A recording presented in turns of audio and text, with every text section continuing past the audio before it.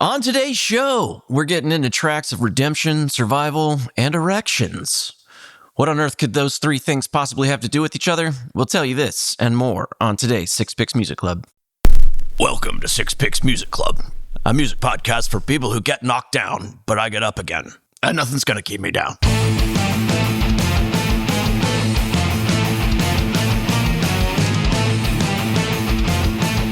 Hey, listener, you're listening to Six Picks Music Club, the music podcast. For each episode, we pick 6 songs based on a theme. Thanks for tuning in every other Wednesday to catch each and every brand new episode.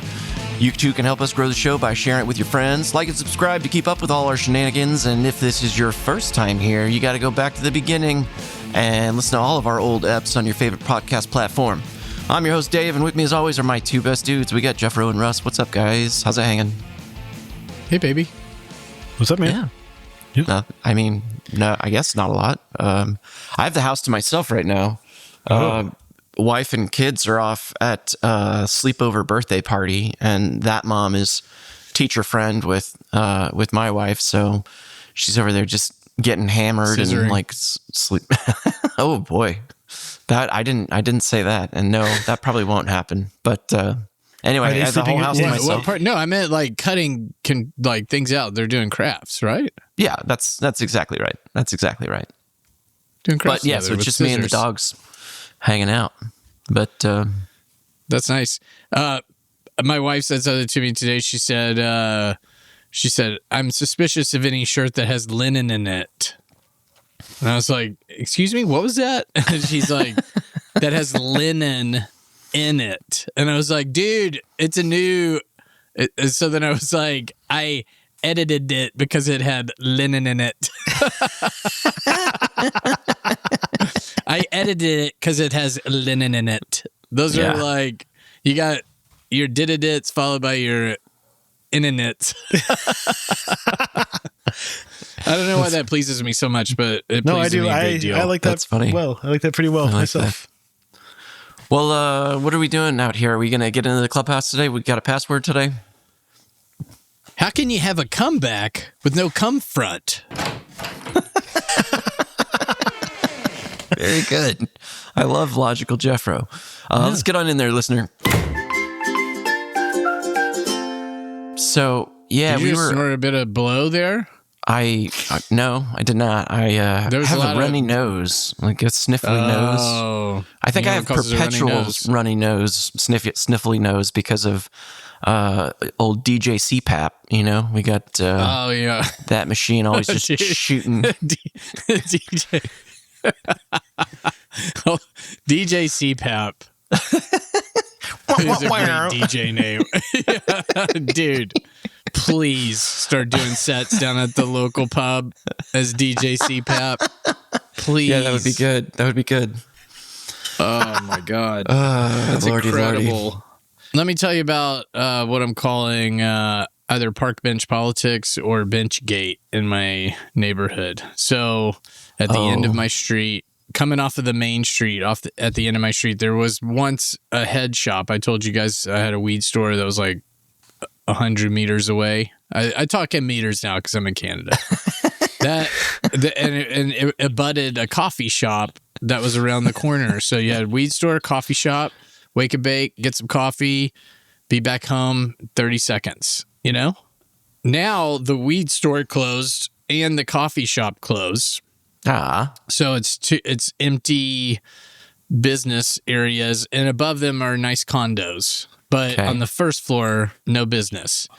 So the business association in my neighborhood, there is one, the BIA, it installed around what amounts to a blind corner, because like it's all stone. There are no windows in those, or there are no windows near the corners of it doesn't matter, but it's a blind corner, is a park bench now that they put. They put a park bench there, which that sounds fine if you're living in a suburb, but we don't live in a suburb. We live in the downtown corridor of Toronto next to a liquor store called the LCBO that's run by the government, but people go from various arteries through our town to the LCBO that's very close to our house. Who do you think is sitting on this park bench? Probably old ladies, right? No, it's fucking shit can guys and guys smoking crack on their way to the liquor store, right? It's like, Okay. And at nighttime, people are like blowing each other and their condoms, and there's food and vomit and shit. And I'm not exaggerating any of that. And so we're like, there are people that are our friends that live in those condos, and we're like, and they just, of course, this was going to happen. Everybody knew that this was going to happen. I was like, I know, dude, as soon as they put it in. And so they started a petition to the business association to just relocate that bench. It's not a smart place to put the bench. Put it on the main street, not around a blind corner at the head of our residential area. So then the reason I'm telling you all this is it started Benchgate this week. So one of the people that lives in that condo started a petition and then posted that petition to our school parents WhatsApp group that has more than 100 families represented. Okay. So they posted it, and then this guy goes, when was it installed? And let's call this guy Hamed. Okay. So Hamed goes, when was it installed? And then like right after they posted the petition. So then right after that, I go, a few months ago. And then this guy, Mr. Questions, goes, what have you seen so far? Activities? I need more info before signing. Okay. Push it. Yeah, a little bit. And then another friend of mine, woman, goes, lots of info in that link that we sent. Guy. And then Hamed goes, I'll check it out today. Okay. Maybe that's enough. Like he's going to read the page. And then he comes back 1 minute later. Is Cabbagetown BIA aware? The business association. So then my friend comes back. Let's call her Clara. And she goes, very much so. We've been in touch by email with the director, but they won't move it because the community pushed for it originally. That's why the petition was created, to push back. Hamed, earlier I saw a lady sitting there enjoying her coffee. Oh. Okay. She got from the coffee shop that's closed? Yeah. So I guess she got it somewhere else. So he walked by it, I guess, or pretended to, and saw one person and ignored the mountain of evidence that we have that this is a place for crack addicts. And he goes, sorry, I won't sign this. City spends lots of money in planning.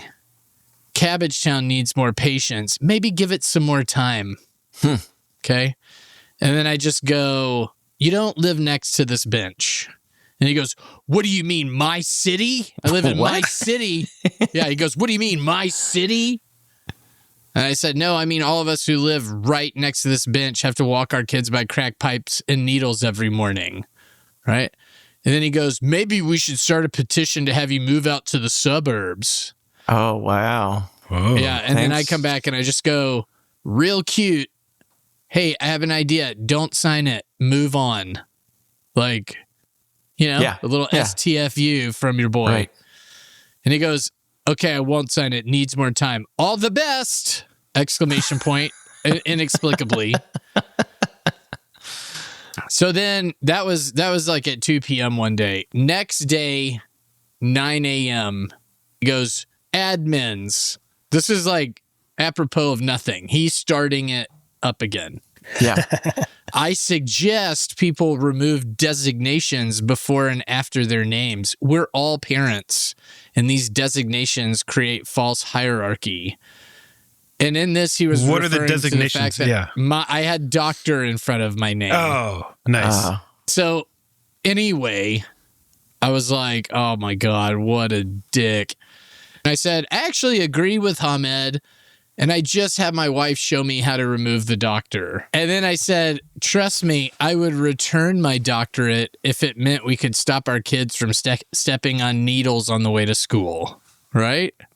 Bring it back. Hamed goes, 2 praying signs, emojis. Man, you made it to the Book of Humanity. Thank you. What?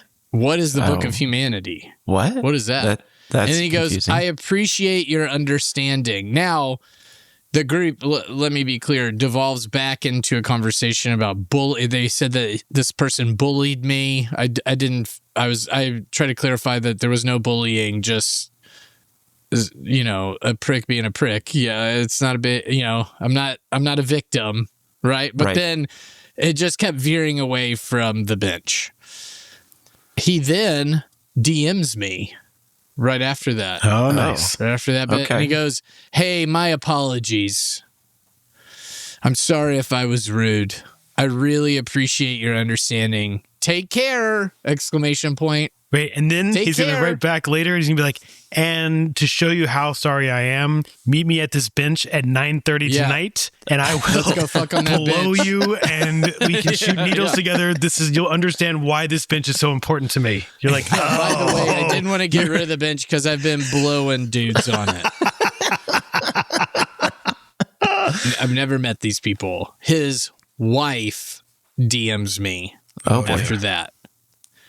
She goes, she was like, "Hi, are you blowing him on the bench?" Is that hi Jeff, are you blowing Hamed?" She goes, "Hi Jeff, I'm Nick's mom. Hamed is the dad. I personally want to apologize for what Hamed has been saying to you.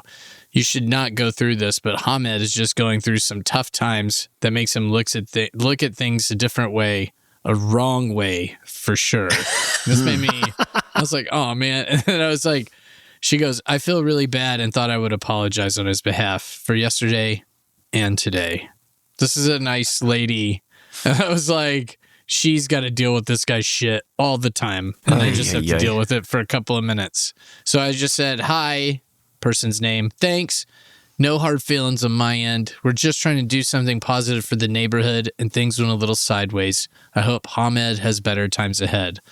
Didn't respond to him because I thought that he might want to hate fuck me. So I, just left it at that. Just to put a coda on this, I was emailing one of the other women who's a close friend, and because this guy posted that entire exchange on Threads. One of the guys inside the parent group then posted it on Threads. And I was like, well, that's a little weird. So some people are basically engagement farming our our parents' WhatsApp group. And so then I was like, I sent a message to my friend. I was like, so I guess this guy is probing our WhatsApp group for content. And I was like, do these people have jobs? To my friend. And then she goes, he actually doesn't have a job right now. He just got let go.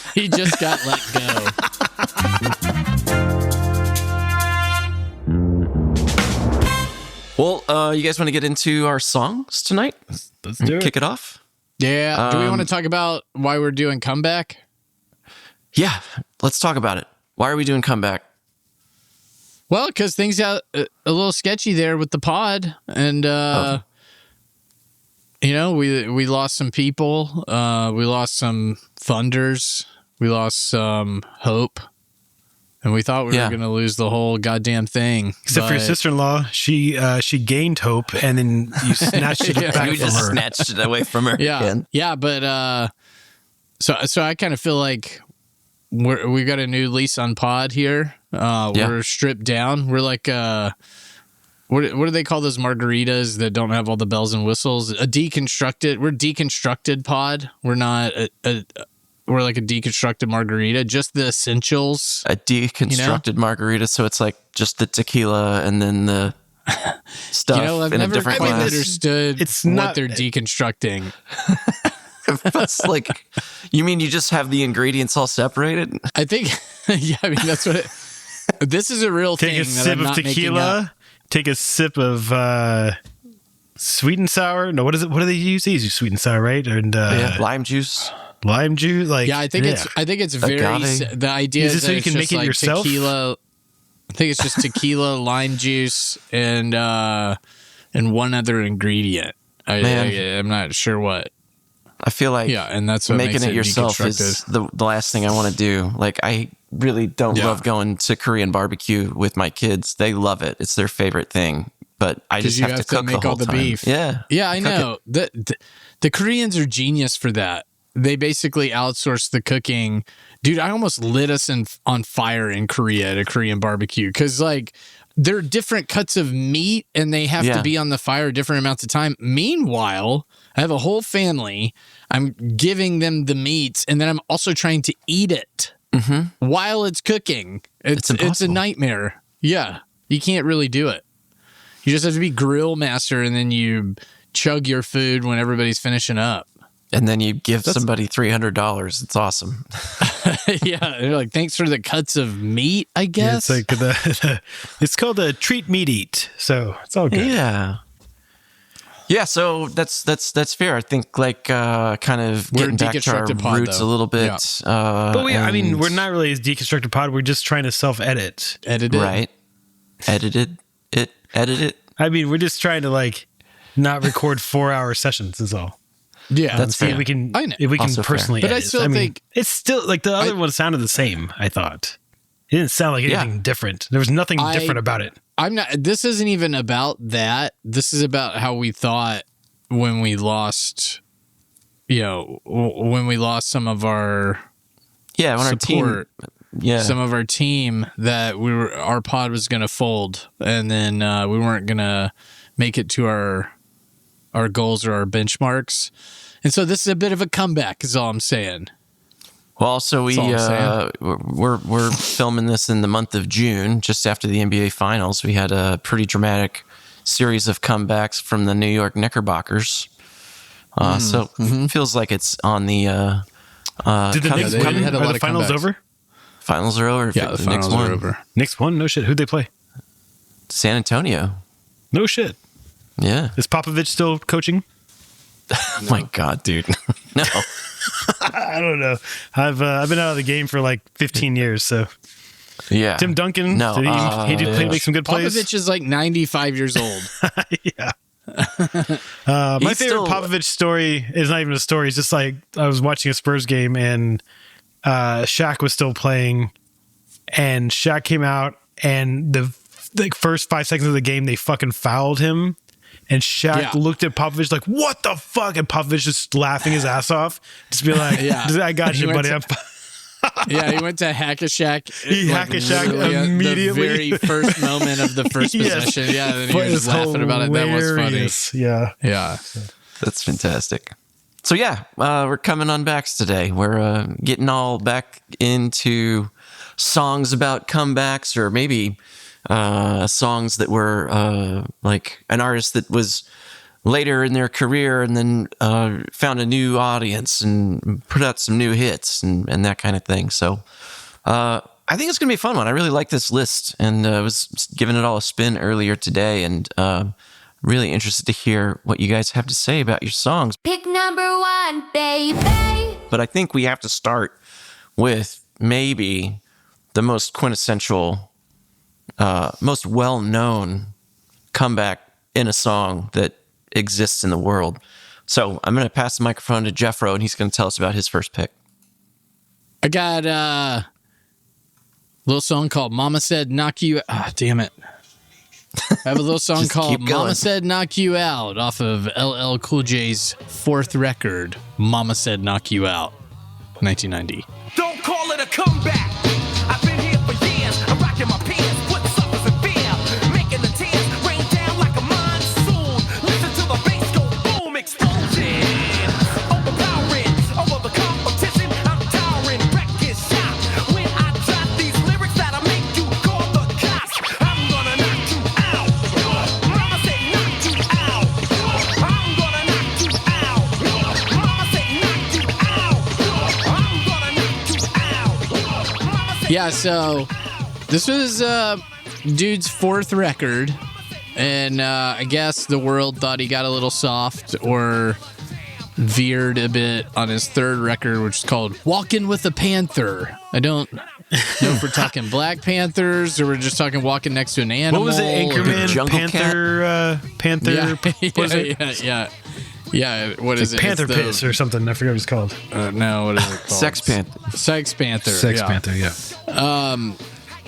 So he was talking to his grandma, and he was like, I don't know if I'm going to be able to compete anymore in rap because you got all these gangster rappers come on. And she was like, cool. You got to knock him out. That's apparently what she said. And then he was like, I'm gonna knock him out. And that's the way this song. So it's his grandma's idea. All right, question about all that. I mean, first off, don't call it a comeback. Just don't call it a comeback. Have you heard that? How many times have you heard just that soundbite in your life, do you think? Golly. Hundreds, right? Thousands? Yeah.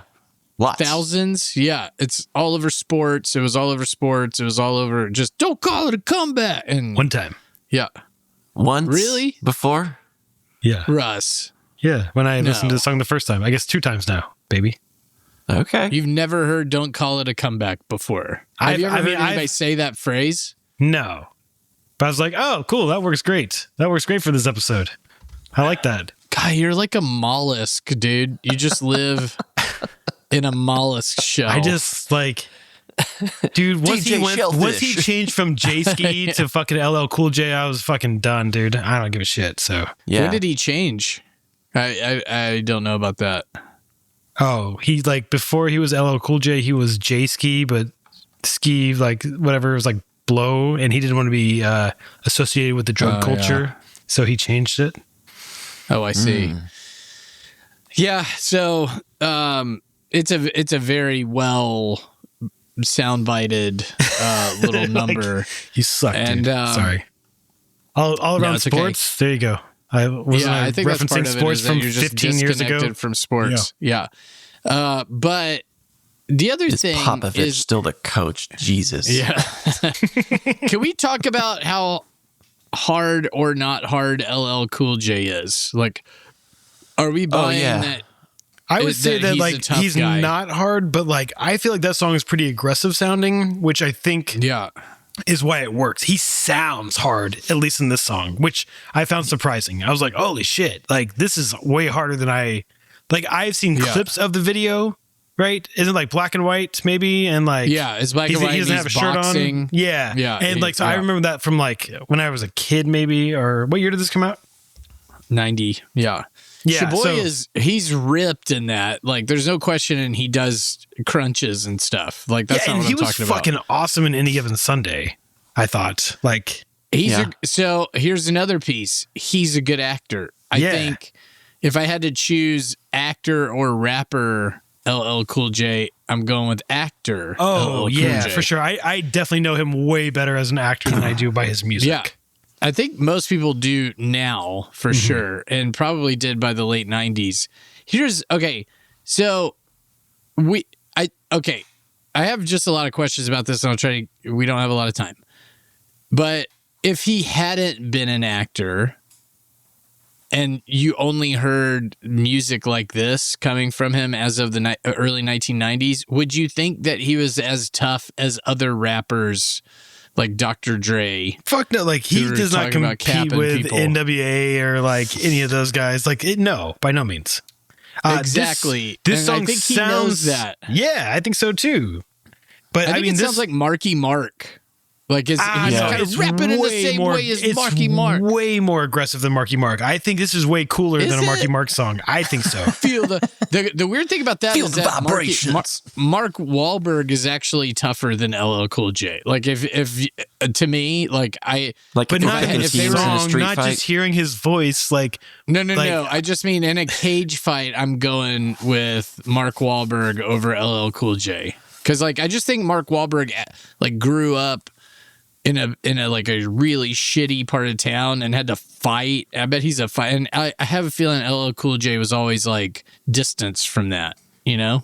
yeah, I agree. He's like And I got don't an think, artist mentality. and that's okay too. But I do think that maybe him being a better actor presents itself better in this song because he sounds fucking tough. He sounds way tougher than Marky Mark interesting. does versus like the Funky Bunch or in any movie, you know, like, Yeah.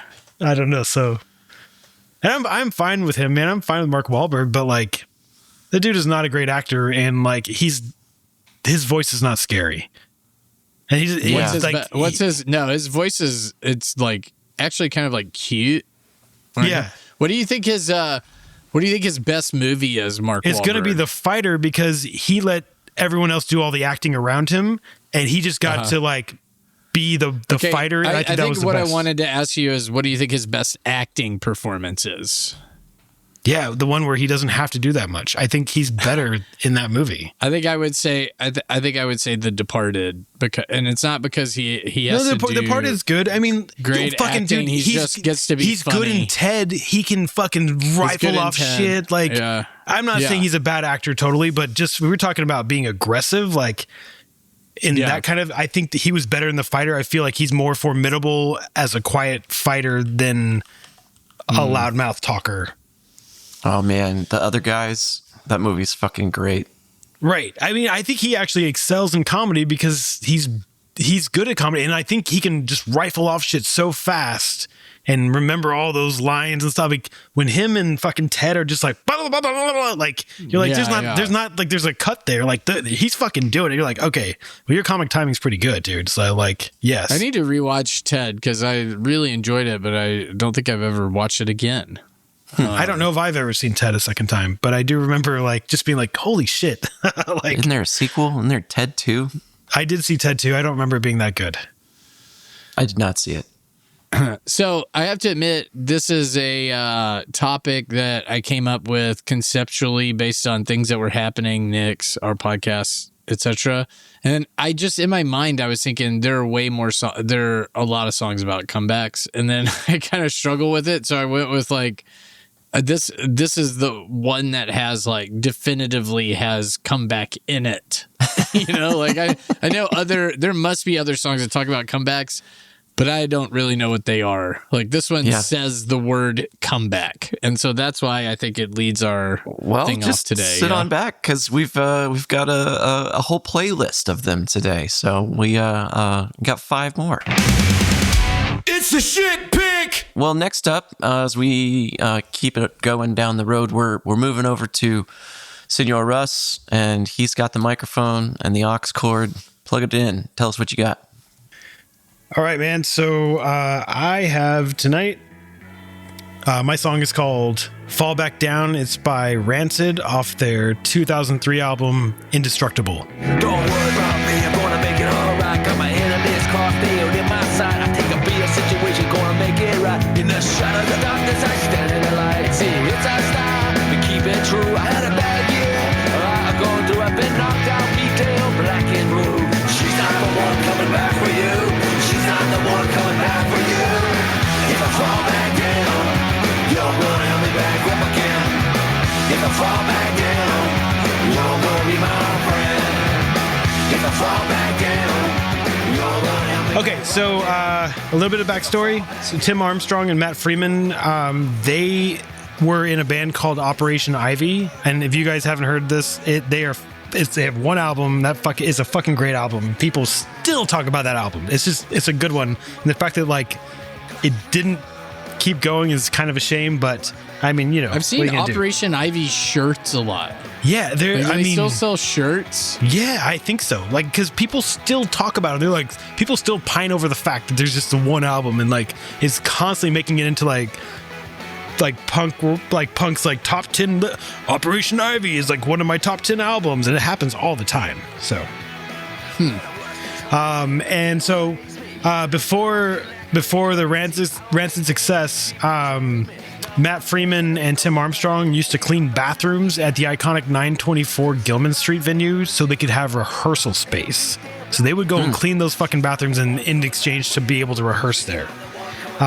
Which is funny because like Tim Armstrong and Matt Freeman were friends apparently from the age of 6. They played Little League together before they formed Operation Ivy and then later Rancid. So when Rancid dropped and Out Come the Wolves in 95, they rejected like massive major label offers. There was like huge bidding wars, and Madonna famously tried to lure them to her label Maverick Records by mailing nude portraits of herself, being like, "Hey, come with me." Like, yeah, apparently, like it That's may be awesome. apocryphal, but it's definitely around. I've seen it several times. That's a good idea. And then, but in a massive show of loyalty, Rancid. Was that in the blonde bombshell era of Madonna? It'd be 95. Oh yeah, buddy. That's peak Madonna. Peak Madonna. Sorry, I got distracted by that for a moment. You continue on. He's thinking about talking songs. This band. So, but Rancid turned everyone down and then stayed with Epitaph, who is Bad Religion's Brett Gurwitz's like independent label, right? That Offspring were on, that we keep always talking I feel about. like they made the wrong decision. Rancid? No, they went platinum. It didn't matter because of the Madonna thing. Oh, I don't think Madonna's gonna fuck him. Just being. How do you know, dude? Well, she does what she wants. She's a I think she was woman. just trying to build a fucking crazy roster on her record label, and she was going to do whatever it took to make happen. Which I kind of think is awesome. If they if they mailed her back nude photos, that would have been classic. The original dick pic. Yeah, and it would have been warranted, right? If she sent nudes first, exactly. Yeah. But it could just also just say no thanks on it, but you still send nudes back. But then that's shots fired, sort of. Anyway, go ahead. Yeah, awesome. Okay, so my song "Fall Back Down" is from their Indestructible album, and the song came from Tim Armstrong's incredibly painful divorce from Brody Dahl. I'm going to say Doll. Some people say Dolly. I don't know. If you remember, after this divorce, she ended up, I think, marrying Josh Homme. And then they had that super fucking toxic relationship with the kids and like all the stuff we talked about, I don't know, maybe 2 years ago. But anyway. She's good at breaking up with people. And leaving them in fucking shambles is what she's good at, I think. But she's from the She must be good at like, other stuff too, right? She's a front woman from the Distillers, so you probably know some of their songs, maybe. Anyway, so the song became this like resilient anthem about friendship and relying on your like tight knit inner circle to recover from hard times. And so it's kind of like the song maybe represents this like personal comeback for Tim, moving like through like just a really shitty year and like just a bunch of like emotional turmoil to finally like find stability through like his friends and his bandmates and like getting, just finding his way through all the darkness. So that's kind of how this ties into a comeback song for me. A little bit more info on the song. They did a music video, and in the music video, he and Tim invited some of his friends, including Benji Madden, who was part of Good Charlotte, and then Kelly Osbourne was in there, and to the old school punks at the time, they sing Rancid next to like the MTV era celebrities. Felt like a sellout, and just it triggered this like massive backlash of just like I don't know, people were just like unhappy for a while, but now it's kind of seen as like a genuine moment of like friends supporting a man through a hard year. But like at the time, the punk crowd turned on him a little bit for like keeping those guys in. I've always kind of preferred Bad Charlotte. Yeah. Oh, yikes! All those bands are bad. I met Tim Armstrong. I do. He was out there smoking. Yeah. On a park bench in your neighborhood. Yeah, and then he blew me. It was crazy. Oh my god. Oh my god. No, did I tell that story already? You did at a Beastie Boys probably concert? like episode 6 or something, episode 7 maybe. But we can maybe find an intern to dig it up and maybe throw it in there. If you want, unpaid intern. Well. Yeah, they're working. Well, you can just tell it again. It'll be easier this way. Yeah, well, so I met Tim Armstrong. They opened for the Beastie Boys on the Hello Nasty tour, and he was outside smoking a cigarette after the show, and I walked by and I was like, "Hey, man, that's pretty rock and roll." Because I got a ticket and I was on the floor, and I was there early enough to see the opener, which wasn't always the case. But they fucking blew the doors off. It was great. He's like, "Yeah, thanks, idiot." No, yeah, I'm sure he was just like, okay, another fucking college kid coming to tell me that I did my job okay. Great. Yeah. You fuck off. No, but he said thanks. I think he's outside smoking. Like, like he could be smoking in the green room in 99. So he wasn't necessarily not to looking meet some people. Yeah. But that's also smokers we mentioned this before, but smokers were good at meeting people because they very often would talk to strangers while they're smoking. So smokers are better at meeting people than non-smokers back in the day, you know? Yeah. Well, it's an interesting theory for sure. Well, fuck yeah, Russ. That may be That's pretty your badass. theory. Oh. One last thing to tie it in together for the comeback. In 2023, Rancid released Tomorrow Never Comes, and it was...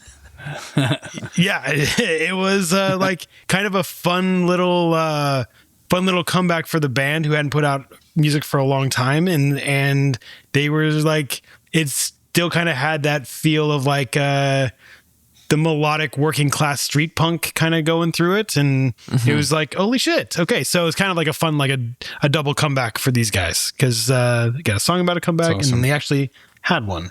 Well, I don't know how much of a comeback it was, but they did come back from a fucking hiatus. So, Score. Yeah. That I think it meets all the criteria for the episode. Yeah. Well done, sir. Well done. Yeah, that might win the prize for the most comeback song based on all the things that you said. It says it in the song. It's also a band comeback. Yeah. And it says it in the name of the record. Jesus fucking Christ. A trifecta. That's a lot. Man, triple threat, triple crown. It just says comes in the back in the record. Sorry, it just says Tomorrow Never Comes. So it's a halfway. I get half points for that. Yeah, it still says come. Always going to get points for come. Okay, you always get points for come. All right, we should start there you go. We should fits. That was 10 minutes. Good job. Yeah. Also, we should Jeff, you're now in charge of every episode telling us who fit the criteria the best with their with what song. Yeah. Cool. Yeah, it could be a segment called Jeff's Judgy Judgment about your picks. Alliteration. Jeff judges you. Yeah, I'll call in Hamed and see what he has to say about all the fucking picks. He's going through a hard time right now. That'd be a fun bit. Yeah, it could be your persona that judges our picks. Hamed's Hungry Humdingers. Can we call it Triple H? No, you can't. You need to give it time. You gotta say all three. Okay, sorry. Yeah. Music History Minute, we'll dig in their dirt. Rock stars are people, but way more pervert.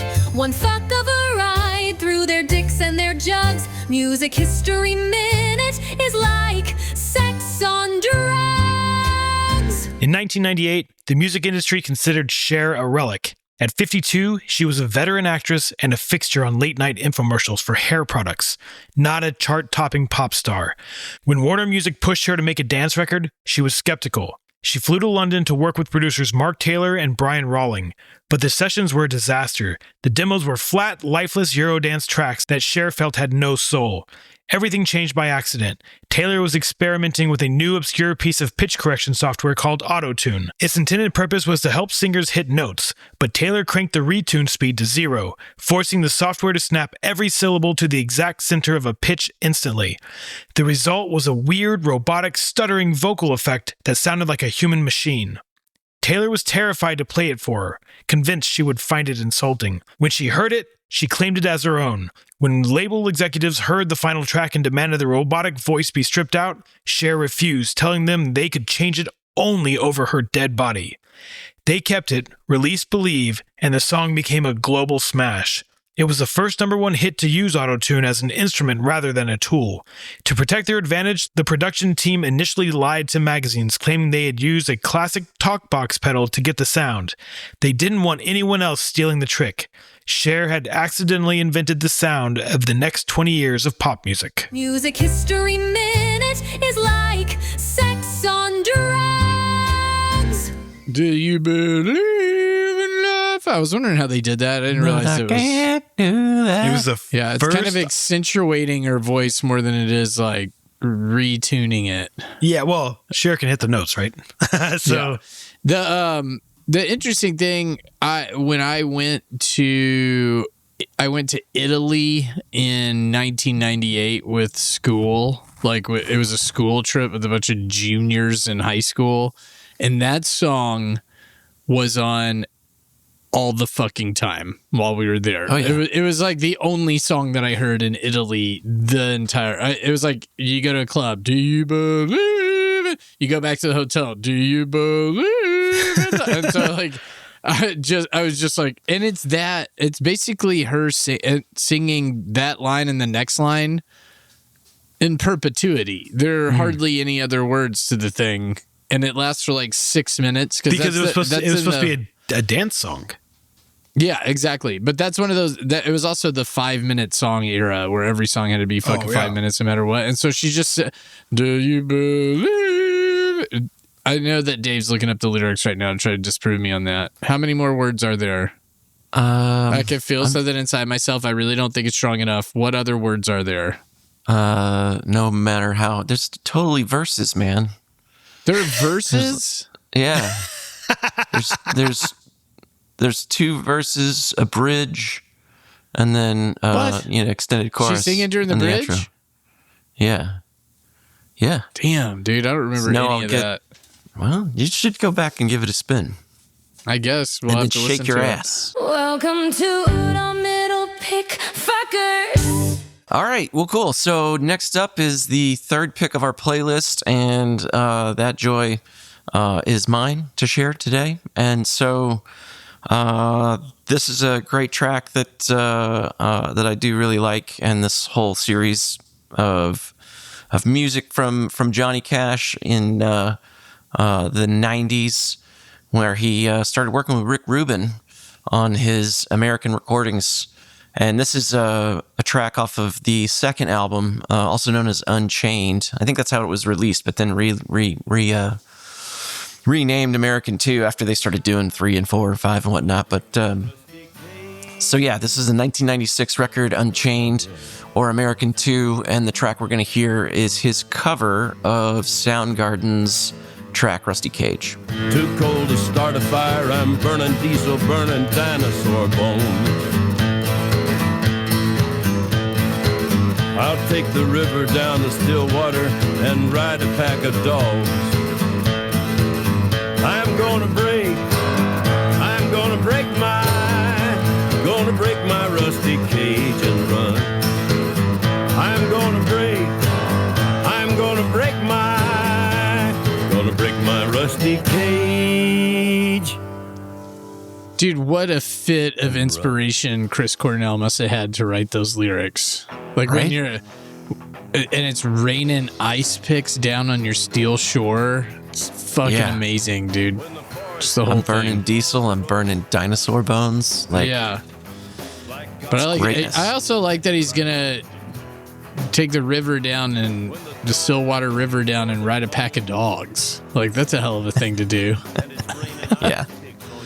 Yeah, so this is a great song from Soundgarden's Bad Motorfinger, which came out in 1991. And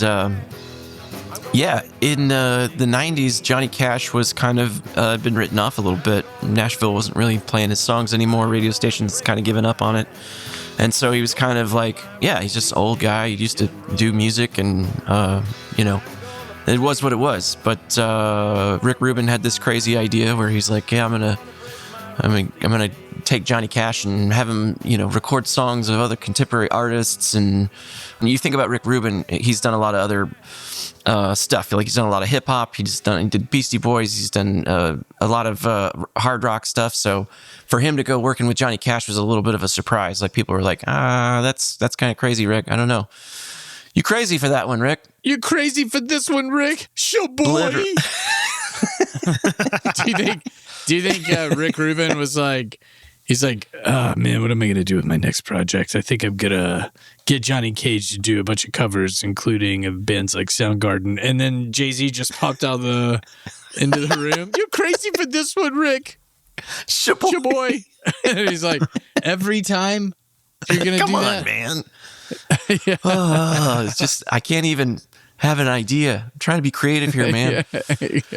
Yeah, but so Rick Rubin helped create this this revival for for Johnny Cash. It's like he went from being this country legend remembered by older listeners, and then became this cultural icon that young rock fans were enamored with. And so, can I ask you a question? This was why do you think that this works with Johnny Cash, as he did it a few times successfully, right? And why wouldn't other older artists do this? Cover modern songs that do not fit them to like find a new resurgence, because it seems like a winning formula. Oh, Johnny Cash is doing fucking Soundgarden. Hell yeah, that's fucking cool. I mean, like what happens when Dave Grohl is fucking 80 and they like, hey, let's do a fucking whatever song is popular at the time with Dave Grohl. Like, but like, who else is 80 now that could be, or like 70 or whatever? Some other beloved, like Dolly Parton has done this, right? Or she'll, or she at least like, I don't know if she Dolly Parton did covers other something ones, like but Miley Cyrus and stuff, right? Is that right? But like, then like Elton John did the collab with Dua Lipa, and it was kind of a reimagining. But that's like Elton. That's still Elton John though. Like he would have done that. It's a reimagining of his own song. Yeah, I think it's okay. Like I'm just saying, like who it'd be like if Ozzy were to do some kind of song before he died, like that was like maybe out of. Like not a rock song. Maybe he was doing a Johnny Cash song or a Sturgill Simpson song or something. And you're like, whoa, that's kind of weird, but like that might work. It'd be cool if Ozzy Osbourne did take this job and shove it, and he's like, take this job and shove it. And everybody's like, what the fuck, dude?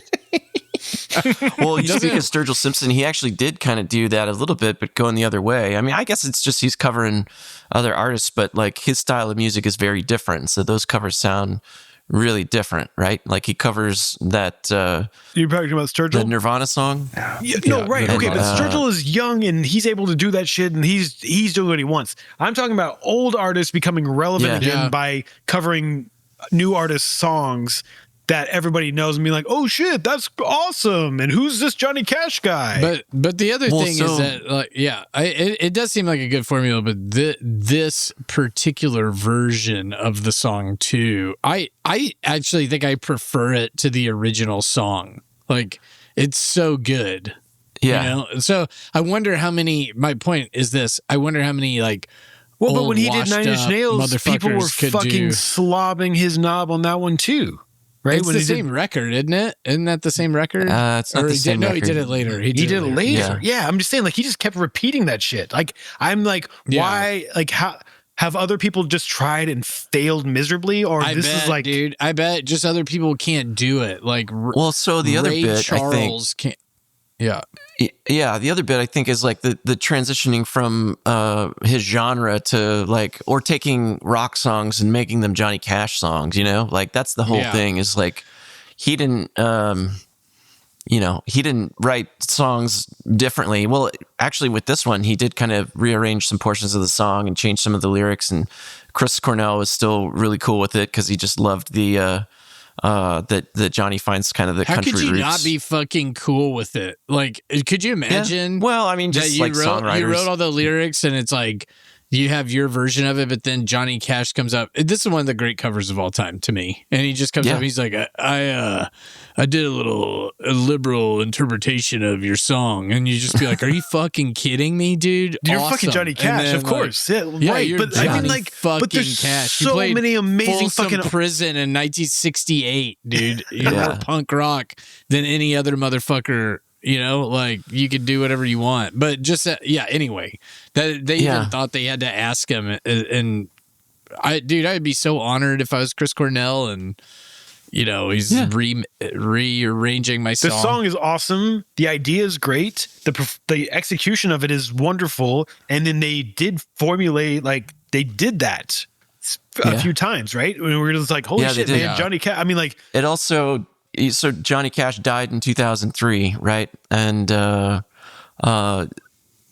think the third or the fourth one maybe came out after the fact, after that. So like, I'd have to double check that. But certainly the Nine Inch Nails, what was it? Dirt? Is that what he did? Right? Hurt. Yeah. Hurt. Sorry, not dirt. Fucking Dirt. Sorry, it's like from a crowd. I was thinking about writing a song called "Hurt Dirt." He does. Hurt Dirt. Reznor does rhyme "hurt" and "dirt" in that song. Yeah, I know, and I fucking Yeah. got it messed up in my head. But like, he was still alive. He died shortly after that, I feel like. But this song was already huge. Everyone was like, "Holy shit!" And no one was even talking about Rusty Cage, which had come out like 7 years before. And it was like Johnny Cage just fucking invented the wheel with this one. But it's like he didn't. He found something that worked and he was doing it. And it was awesome. I mean, like, I think part of the reason, Russ, that other old artists couldn't do it, it's not just that they're old, it's that Johnny Cash has like something that is only his sound. Like only Johnny Cash sounds like voice, Johnny Cash. that kind of and so baritone. so if he like takes a song and does it and Johnny Cashifies it, then it's like signature. okay, you know? but what about Paul Simon doing yeah. Metallica? I'd rather just have rather you kill myself. sharp needles into my eardrums than listen to that. But can you imagine like the up tempo fucking guitar strumming, and he's like singing about the unforgiven or whatever? Like that would be awesome. Yeah. He's like, Oh man. he's exiting light and entering night. Chinky, chinky, chinky, chinky, chinky, chinky, chinky. Sorry. Okay, we gotta let Dave talk. Sorry, Dave. We've totally taken over the whole time. Yeah. Sorry. Go. No, Go. it's all good. It's all good. Last thing I'll say, the first record that they did with this, with Rick Rubin, they did in 1994, and it was pretty stripped down. It was just basically guitar and Johnny singing. Yep, that's my timer. But so this one, they have like a lot of additional support on it. And actually, you get to hear kind of that guitar that comes in the bridge where it goes from like the guy on the chain gang ready to like bust loose and run off. And then it goes into that where he actually does it and he's moving. The guitar that comes in, that's Tom Petty, and the Heartbreakers are the rest of the band. Yeah. And, Oh my God, that's awesome. I had no idea. That's so cool. And he does cover a Tom Petty song on this album. And also in here we've got Mick Fleetwood and Lindsey Buckingham. They do some backing on See a Heartbreak. And then Flea from the Chili Peppers, he plays on the track Spiritual. Multiple collabs, in other words. Lots of collabs. But, you know, it's like you get Johnny Cash singing a Beck song, like, for the first track of this album. You know, they're singing Rowboat, of all things. Like, it's just, it hooks you right in. I love it. I've got all of these, and he was a real jewel of American songwriting. And good job, I mean, Rick like, Rubin. he was the fucking punk rock of fucking country or whatever, right? Like, He was, dude. That dude was hardcore. Outlaw country began. I love my fucking Johnny Cash. I do. And maybe it works because he was that guy just doing country. So if he were to Johnny Cash, like a grunge song or whatever, you're like, nah, yeah, you own it. Like, whereas like Paul Simon, you just be like, like maybe if you're doing Sabrina Carpenter, which would be okay, but like, right? I mean, like, and don't get me wrong, like, I don't hate Paul Simon like fucking Jeff does. I actually really do like the Simon and Garfunkel era. Take my hand off to Never Never Land. Yeah, this was like there's like a fucking shaker in it. With like beautiful harmony. Yeah. Me and finger Mr. picking on the guitar. Sandman down by the schoolyard.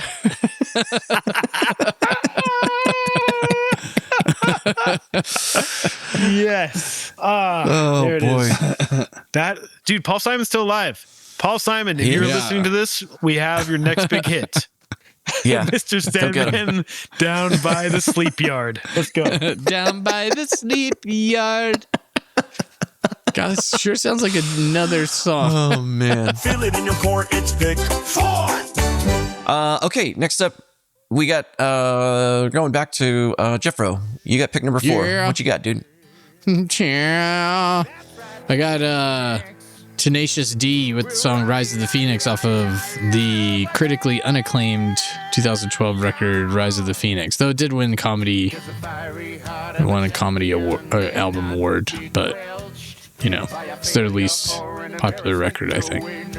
But still kind of a comeback. And the critics all agreed it was a stinky pile of cheese, but that does not mean that our hearts are not strong. Just like the phoenix, we'll fucking rise again. Yeah. That's like the phoenix. You're right,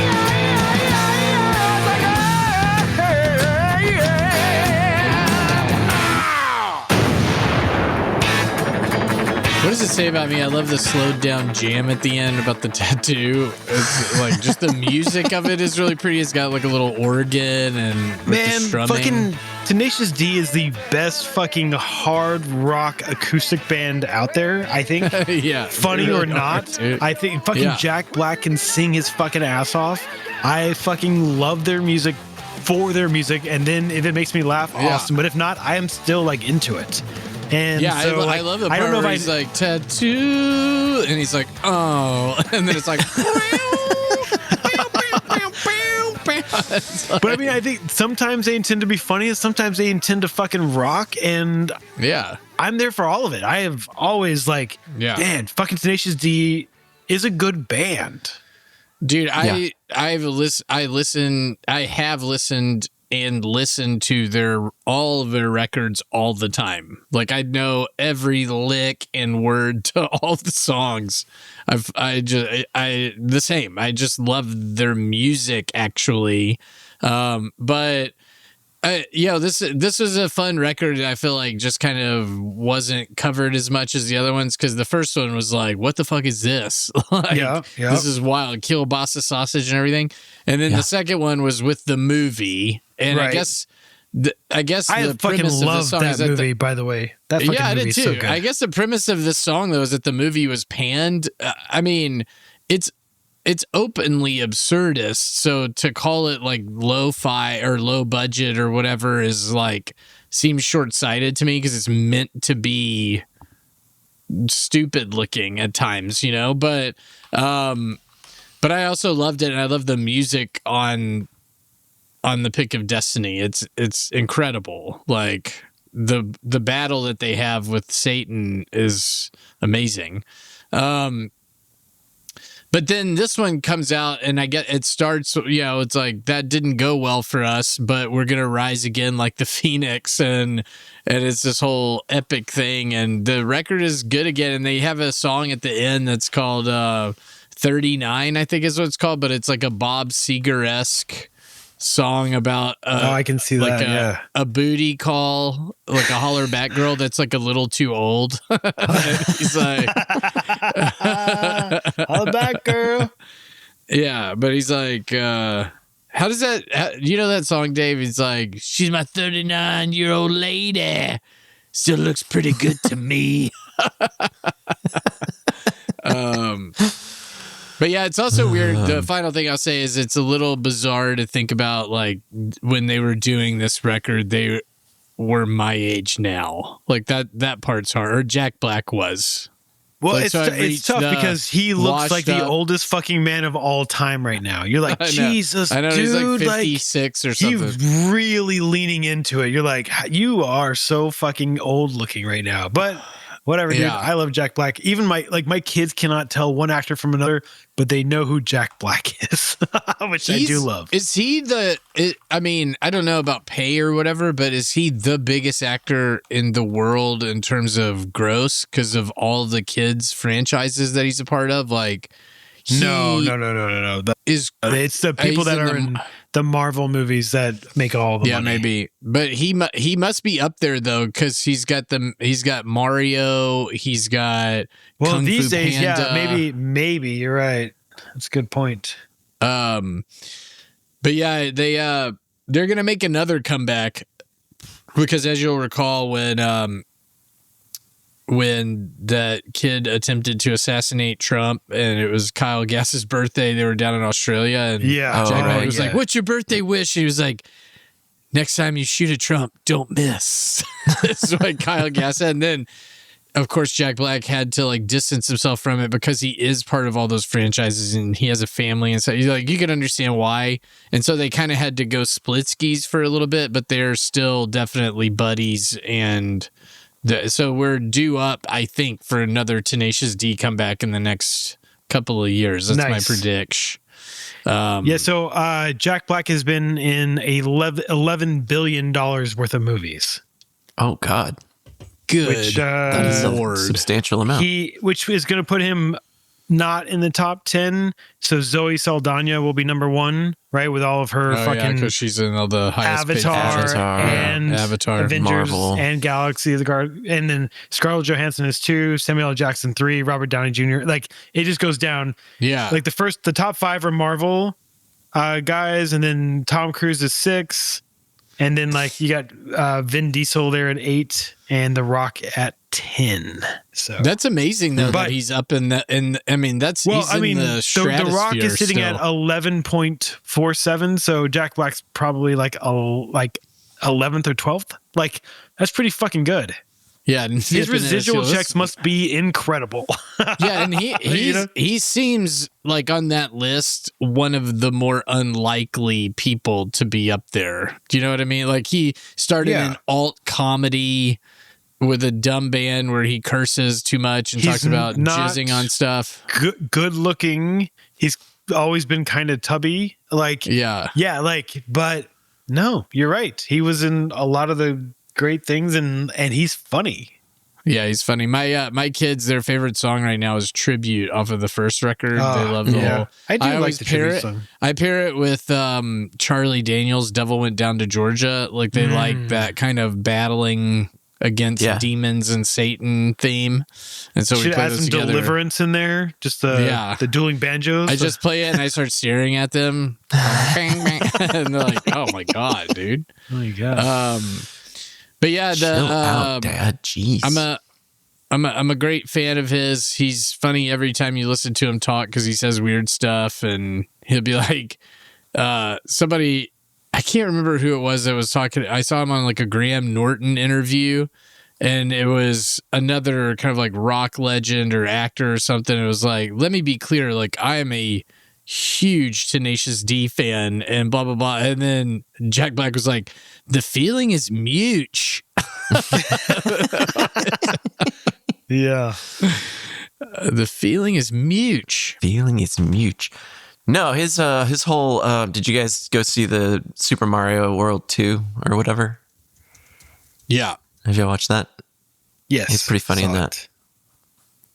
I struggled with that one, man. I was like, this movie was not made for me. Like the first one was okay, I got bored with it. It was pretty boring. My kids were like, this is great. I'm like, well, right. That's why they're making $1 billion. But like, cause you guys fucking love it and you drag us to it. But like, man, dude, for me, the second one, I thought they just fucking phoned it in. The first one was better enough, but like, I did like the Jack Black. I like the Bowser storyline. He was kind of funny, but like, I struggled with that one. True. No, I like him in The Cable Guy. I think he's got sort of straight man energy in The Cable Guy. Oh yeah, when he's Mitch. Is that what his name is? Yeah, he's the basketball friend. Yeah, Rick, the basketball friend. Rick. He's like, yeah, thanks for inviting your buddy over to the thing. Is that what and he has a small part in that movie, Enemy of the State, with Gene Hackman and Big Willie style. Oh yeah, that's right. He gets his arm shut off. No, that's the Jackal. The Jackal. That's the Jackal. With Bruce Willis? And Bruce Robert? Willis, yeah. No. Yeah, the Jackal's testing out a new gun. Officer and Gentleman. What's his fucking name? Richard Gere. Richard Gere. Richard the Hamster's Gere. Gerbils, dude. All right, man. Well, thanks, Jeffro. I just wanted to say one more thing about the D. Sorry. They have 2 comeback songs, and I think they'll have another one in the future. But the first comeback song is on the first record, and it's Last Week Kyle Quit the Band, which is a great song. Nice. Now we're back together. and then have Rise of the Phoenix. And I'd be willing to bet money that there will be a third comeback song. So they might end up going down with the most comebacks. Jeff is trying to pad his stats to try to win this fucking competition. He's very competitive. He's like, by the way, I predict there will be a third thing happening here, which makes me the best. Which makes me win the comeback. Yeah, Since apparently I'm in charge of picking who wins. So like, I will accept predictions by me. Well, after I bang Hamed over our mutual hate speech, I'll influence him. Oh man. Yeah, no, my kids love the Nacho Libre movie, and I have a very deep place in my heart for that movie. I love that movie so much. So I need to show my kids that movie. I watched it, and my son was like, "Oh yeah, this is okay," and my daughter was just like, her skin was crawling the whole movie. She really struggles with comedies, especially like the uncomfortable comedies, or anything that could be possibly uncomfortable, slightly uncomfortable, just like anything just from here to Saturn could be possibly cringy. She's like, oh, she's just like, just writhing in her chair. It is wild. And she's like, I think I hate comedies. I'm like, you don't hate comedies, babe. You just don't like these kind of comedies. She's like, I love that. Let's get down. Let's get down to the nitty-gritty. You send me a piece of that corn for later. Let's take a break and chew the fat. Play that motherfucker. Jeff, Russ, and Dave in the motherfucking chat, chewing the fat on stuff weird and whack. Next up, we've got Chewing the Fat, and today's Chewing the Fat is brought to you by bees. Not the bees, just bees. All bees? Are they a company, a movement, a warning? We honestly don't know. We do know is that bees has more bees than any reasonable organization should legally possess. Do you need bees in your garden? Bees. You need bees at a birthday party? Bees. Need a gentle reminder that humanity's food supply depends on pollinators, and we're all one bad season away from ecological disaster. Bees. Each bee location offers honey, candles, educational materials, and what they call a surprisingly aggressive commitment to bees. So whether you're looking to support local pollinators or simply enjoy the low-level thrill of standing near 30,000 flying insects, visit Bees. Bees.com. We're pretty sure this many bees is enough. You know, I'm thinking, Jeff, what is the name of your the developmental place, the BIA or whatever? Mm-hmm. And it seems like people are upset with him. And we should figure out how to add a CH to that so they can just be the biatch, you know? Dude, that would be classic. Like if I went up onto their fucking what does sign, BIA stand for? Business Improvement Area of City Health. Yeah. There you go. Biatch. Biatch. Biatch. It's a biatch bench. You should put that in your WhatsApp. You'd be like, hey, I was thinking that like these guys are really looking about, you know, they're trying for our city health or something along those lines. And then let somebody else come up with the idea like, that's biatch. You're like, oh, what? You could just play it stupid. Yeah. And then your content farmer will put that on his fucking threads and everybody will have a good time. Yeah, that is good. Even Hamed probably like that. Yeah, I think Hamed will be on board.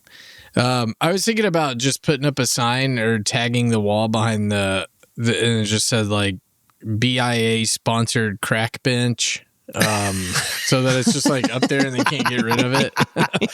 Just like rivet that fucker in. Protest. Yeah. Like drill into it and like rivet it. You're like, so you're gonna have to break this thing off. Go. Yeah, that's a good form of protest, right? Yeah, it's like they can cover it up at some point. Yeah, we saw a movie where they were putting they were walking in and or maybe it was a show. And they had these like fucking things on the benches. You're like, you know what those are for? So people can't sleep on them or whatever. And it was that was in the DTF St. Louis. When he was that's worried what it about was. hostile architecture. Yeah. I like that show. That was a good show. To show how, Dude, how he was compassionate he is. He was the best fucking character. David Harbour's character. He was such a good character. I was like, man, what? Like, if they could take his character and put it in a different show where it wasn't so dark, like, I would watch that show too, because his character was fucking incredible. Yeah, it's too bad that in real life David Harbour is a goddamn mess, because is he? I love him as an actor. Yeah, dude. Fucking Lily Allen wrote a whole record about him. The West End Girl record is about him because he was like, they were married and he was kind of a dick, and he like had a whole apartment in New York where he just banged other chicks, and she found that apartment and wrote a record about it. I did not know that. That sucks. Yeah. He's got problems too. I think he's maybe a little. I think he's doing a little bit better on his problem side of things, but he still did also have a whole record written about him. I think he recently said that like he was like happy for her that she was able to channel that into some kind of art or something. There was a like the OnlyFans feet pics or whatever. That's enlightened of him, you know. And now back to Six Picks Music Club. Keep the drive alive, it's pick 5. Next up, we have Russ with pick number 5. What do we got for number 5, dude? My band is called the Hives, which some of you all have heard of. And the song is called Bogus Operandi. Operandi? I don't know. What do you think? Operandi? They say it operandi. They say it operandi in the song. That's not the way you say it. Well, that's what the Brits say or whatever. But anyway, this is off of the... Swedish? Are they Swedish? They are, I believe. This is off the Death of Randy Fitzsimmons 2023.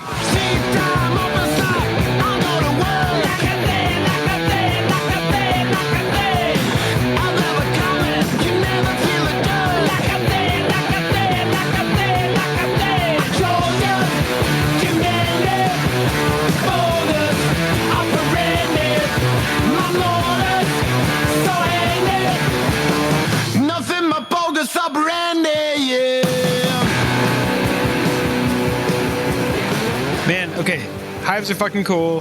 They are just like, they started in 93, but they didn't really see a lot of, people didn't know who they were until the early 2000s, kind of during like the garage rock revival or whatever. It was like when the Strokes came out and stuff, and that's kind of when that's when the Hives kind of blew up. They've been around for a while, but before they actually blew up. I Told You So song on the Vini Vidi Vicious album. Yeah. It blew up, right? Right. And so their band members have fucking cool names like, which I'm going to fucking blow because I'm not Swedish or whatever, but like Howlin' Pelle Almqvist and Nicholas Arson and Vigilante Karlstrom and Dr. Matt Destruction, right? And Chris Dangerous. But that lineup remained unchanged from 93 to 2013 until they had to replace Matt Destruction. He had to retire for health reasons with Johan and Only, which is kind of a great name by itself, so it's okay. Anyway, so they released their album in 2012. They've been putting out albums since 93, but like they released an album in 2012 called Lex Hives, and the band virtually vanished from like the studio's cycle. They were touring. They would tour and play and stuff, and like they have a really high energy show. They were just kind of gone, and everyone thought, okay, cool. Hives are just doing like the thing like we're talking about with Johnny Cash, and they just going out, touring, making money, but like, pretty much done. And then fucking they came out in 2023 with the Death of Randy Fitzsimmons. So the best part of this band is there's like this mythos that goes through them, and so like they have this guy, this guy Randy Fitzsimmons, who they claimed was always like the writer of all of their best songs. And and they claim that he died. And that's why they didn't put out a record for like 11 years or whatever it was. Right? But then they went and dug up his grave, and inside it wasn't a body, but a bunch of fucking demos and like songs. And they're like, oh shit, fantastic. And this is why they're back on top again. Like, it's like they came back, they found all these songs that like their dude had buried with him. And so they re-recorded like all of his demos. And this is where this album came from, which is that's hilarious to me. So that's like a band myth or something. Yeah, it's a band myth. Yeah, like That's Randy fun. Fitzsimmons is not a real person. Like who knows exactly why they stopped writing, but when they decided to start writing again and they came back and it was critically and fan acclaimed and just everyone's like, holy shit, garage rock is back. It was because, and then they said, oh, it's because we dug up the grave of, so the name of the album is The Death of Randy Fitzsimmons. And the whole thing is like, we dug him up and found these things and there we are. Nice. As you saw through the text thread, like I picked the wrong song because I just wasn't thinking. And that song is off their 2025 album, Enough is Enough, which is fucking incredible too. And this it's a good album. Like it feels like they're back completely. They've had two like solid back-to-back albums 2 years apart. But I don't know. Anyway, these guys are fucking cool. They're hardcore and just so much energy with great live shows. And like, I feel like they can just like in their late 40s, they are still fucking out punking and out sweating and out pacing bands half their age. They're just working so hard. And because of like the hard work ethic and like the just intense songs that they're putting out after such a long hiatus, they never broke up. They just took 11 years off and then they came back and it's like they never left. If anything, they're back with this like fervor or something that like is just even better. And it's really fun. So I feel like they just came through town like this last year. Did you go to see that show? No, I missed it. I think it was at Stubbs maybe. Yeah, I missed it. I wish I would have. Yeah, me too. No, I definitely love this band and like that record. Vini Vidi Vicious is one of the highlights of that era for me. I really do like that one a lot. But it's great to see them out and about, coming back around again. One album, okay, maybe, but 2 in 2 years that are like fucking awesome. I'm down. I'm there. I'm like, okay dude. Hives are keep back. It up. Keep that energy. Come on now. Let's go. Come on. Well, heck yeah, man. Great track. Tit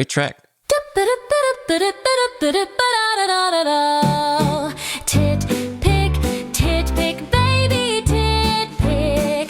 Fuck yeah. Shit pick is to me. I've got the shit pick tonight. So you don't have the shit pick. You've made this mistake before. It's a tit pick, buddy. Tit pick. Oh, geez. I did make that mistake before. Shit pick was the number 2 song. You had the shit pick. Yeah. Today's titular pick, the tit pick. If you really want the Club. fucking shit pick, you're in charge of that. So you just take it. I know. I shoulda. Titular pick this evening is from one and only Gloria Gaynor, and it is her song, I Will Survive.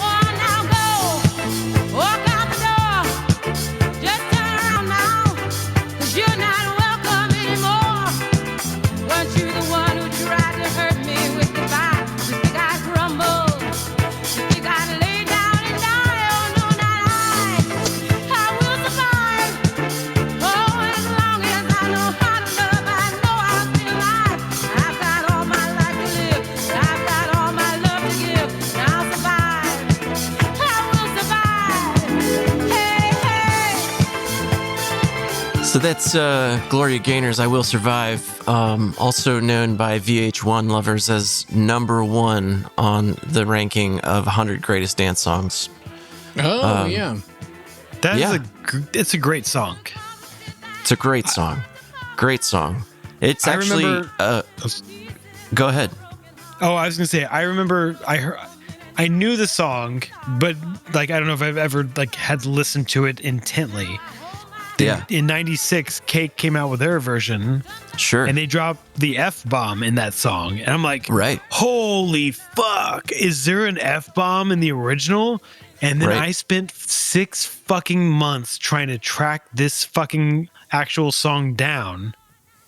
And when I finally did, because I had no money, I was like, can't go buy I'm not going to buy the CD. I got to just like find someone who has it. There was no streaming, I'm whatever, a 14-year-old kid, all of that. And then it was like, oh, she doesn't. They just added that. Yeah, I didn't realize you could fucking... I didn't realize you could do that. Yeah. It's like I thought it was like a Broadway book where you're like, no, you are fucking, you cannot change a word. You can only change the intent. Right. And like, and it was like, fuck. Okay. Anyway, so. It was a bit of a letdown, but this song is incredible and it was worth all the time looking for it because when I heard it, I'm like, this song is really good. Like I like the Cake version, but this song is still better. Yeah, I thought about doing the Cake version. I think I've already done a Cake song though, and you have. I also, which might have paired up because it's bands doing covers of other bands and stuff, and so both Johnny Cash and the Cake would be covers. Oh yeah, so there could have been a theme there, but I think that this version is definitely superior, and the whole story of this is just like is fascinating to me as well because like go. What is this story? Yeah. So like it was written by I forget his name. It doesn't matter. Whoever wrote it, like, had gotten fired from working at Warner Brothers Music or whatever, and he's at home, like, just kind of in his like day old T-shirt or whatever, not just being depressed. And then he saw like, a show.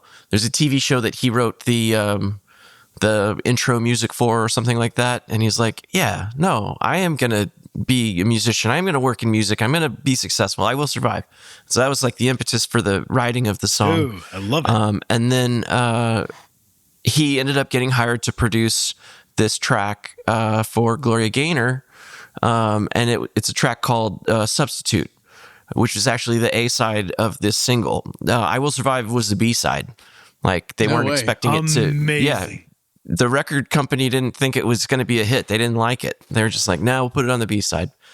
And so like when they're recording, they got a 4-hour session at the studio, and they're recording the A-side. They're recording Substitute for like 3.5 hours. And so then they only have like 30 minutes to work on this one. And so like the session musicians didn't know the name of the song. They didn't have the lyrics or anything. Like they just like were given some chord changes, but they're all these really fucking badass session musicians. And so they're just like in there all relaxed, noodling, thinking this is going to be a B-side. No one's going to hear it anyway. And so they're just like improving all of the little guitar licks, all of the bass fills, all the stuff. It's just like a jam session. And they recorded that in 30 minutes. That's and then wild, she dude. does the vocal track, and she's singing it wearing a back brace because she had to have back surgery from falling off a stage like earlier that year.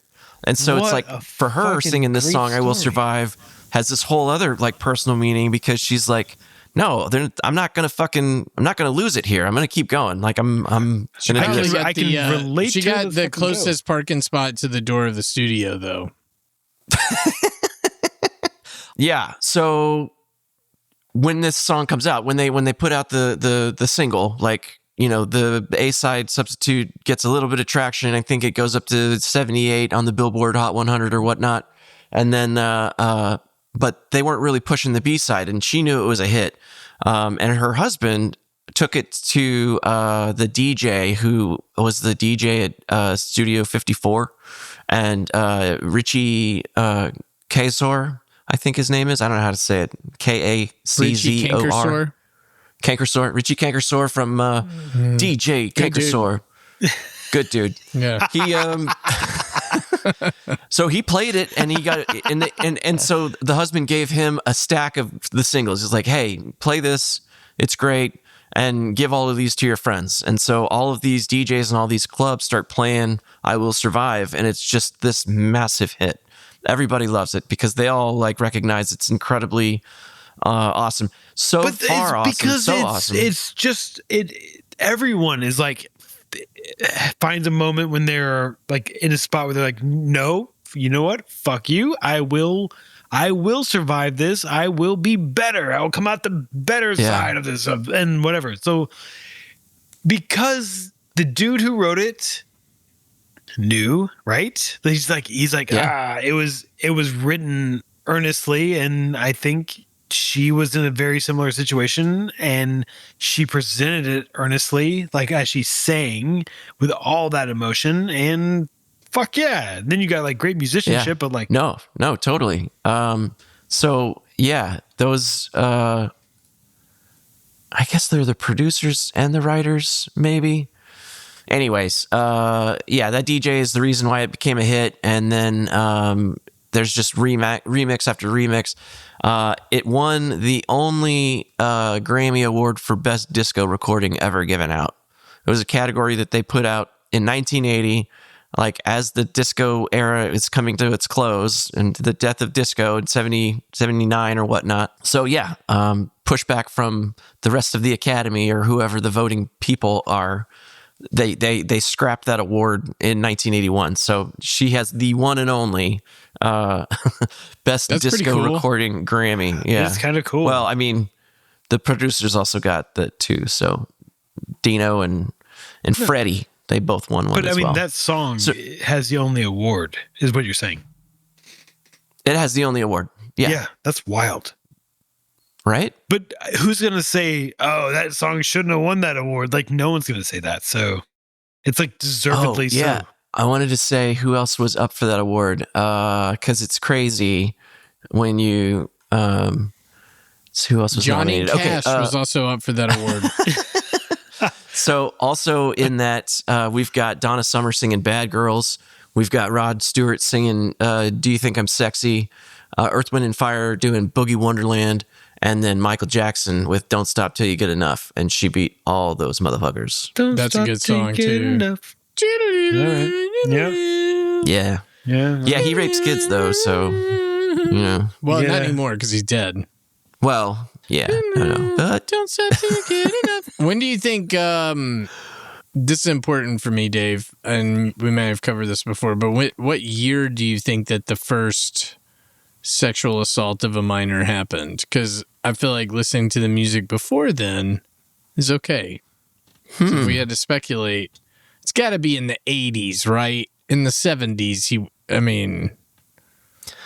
the 80s. Like, you're talking in general? I'd say like... when was Michael Jackson's Adam and first... Eve, and then there was like Cain and Abel, and then Adam Michael was like, Jackson's first. Oh, shit. Okay, I was going to say like Adam was very religious, so like he was definitely like diddling Cain or something, like, which is why like Abel why do you got think killed. he was so angry and killed his brother? Yeah. Because his brother saw the thing and then he was ashamed and then... Yeah, he was ashamed. Yeah. Man, this is a good... it's kind of like a good... He's like, Dad shall not shove thou dick like in thy ass or whatever. And he's like... He speaks in Old English. I think that'd be like a good resurrection of... Last Temptation of Christ kind of version of the Bible movie story, where you could do Call like Scorsese. Where's he at? Get him out here. The Cain and Abel story you never heard. It would be... Scorsese would be good for Cain and Abel. Yeah. Like that would be, like, cause he's all about the violence. Anyway, and Catholicism. So I think I'm wagering that Michael Jackson had not sexually assaulted a minor when he did "Don't Stop Till You Get Enough." So I feel like I could still listen to that song. Maybe even Billie Jean. Is pretty. No, because when people started going to Neverland or whatever, I think that's the Neverland Ranch is definitely the 90s, right? Yeah, but I think was like it had to have post-black and happened white, before like- then. Yeah. Okay. I don't know. The thing Anyways, about well- my baby, it don't matter if you're black or white. Imagine Cartman singing it. It's almost Cartman lyrics. Na, na, na, na, na, na. It don't matter if you're black or white. Well, that's going to do it for us today on the Six Picks Music Club. Thanks for hanging out with us in the clubhouse every other Wednesday. Let's see. We always do check the mailbag to see if we got any mails. We didn't have one last step, but we do this week. So this one is from Alan. Okay. Alan in Allen says, "Hey, Six Picks, glad to hear you guys are back. It was a rough go there for a minute. I work as a professional services consultant for one of those big firms, and it sucks every day except for payday, which also happens to be every other Wednesday, so having the show is like a double bonus. Anyway, keep up the good work, and you should go listen to Carolyn Rose's new track, Yip Yip Yow. She's opening for Modest Mouse on this tour, and she's weird and fun." Dude, by Hell the way, yeah, dude. I know our ep is ending now, but I had this Afghani guy redo all of our window capping on the front of the house. Doesn't matter what job he did, but he was there for 13 hours, and after a while I got kind of chummy with him. But my wife came out and onto the porch, and she was just like holding our 2-year-old, and she was like, her hair looked good. She was just kind of looking good, and he comes up to me and he goes, "I see I'm not the only one who knows how to use my fingers. Know what I mean?" Oh my and I was like, Jesus Christ. And she saw that he whispered something to me, and I probably had a face like, whoa. And then she was like, I don't know, when we were going to bed that night, she was like, "What did he say to you?" And I was like, "I don't even want to tell you, dude." 'Cause it's like such I'm locker going room to get in talk. trouble for shit I didn't even do. God Yeah. damn it. It was basically Afghani locker room talk. And so he's like, "I see I'm not the only one who knows how to use his fingers." Oh my God. Yeah, it's so gross. You told her, right? Yeah, I told her. She it was a gross out laugh for her. Yeah, I'm sure. Well, thanks, Alan. We will give that Carolyn Rose track a spin as we get out the door today. I actually have tickets to that Modest Mouse show here in a couple months. It's right after ACO. But I'm going to the Strokes appreciate the on recommendation. Sunday, bro. What's I'm up? going to the Strokes on Sunday. Oh, dope. Hell yeah. Yeah. Isn't Beach House opening or something? No way. Are they? I thought so. Oh, maybe that's a New York show. Oh, Anyway, man. sorry. That would be such jism in my pantsums. I That would love be them so Yeah. hard. awesome. You're like, hey, by the God way, damn Beach it. House playing? Maybe What they is? are. Oh, no, just I kidding. mean, we're close to No, New York. I'm it's going to not. look it up. Maybe they are. Well, anyway, Sorry, thanks go to ahead. Shallon Death Squad as well. They do our opening music, and we love them so much. We'll see you in 2 weeks, listener. And as always, tracks for today's show are in the Spotify playlist in the show notes, so give them all a spin. But just make sure you're playing them loud and keep jamming. This episode of Six Picks Music Club was produced by Adolf Oliver Nipple. Edited by A. Nelsesh. With special thanks to Dixie Reds.